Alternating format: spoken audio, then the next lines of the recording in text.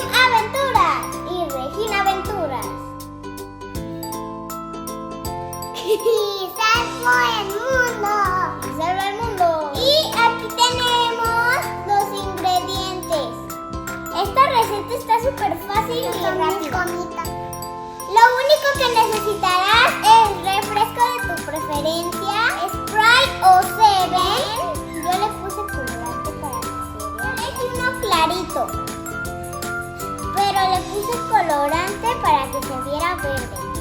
Un poco de gomita y unos moldes para paletas. Regina, ¿por qué te la estás comiendo? Muy bien, comenzamos. Si tú compras el refresco y tiene mucho gas, no te van a quedar tus paletas. Así que espera a que se le vaya el gas por completo y ya lo he hecho. Desde aquí tengo los moldes, el refresco y lo voy a echar.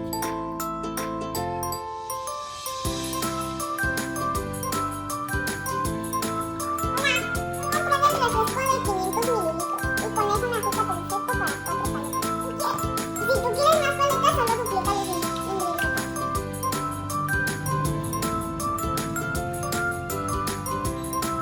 Ya que tienes tu refresco ahí, vas a echar las gomitas que tú quieras.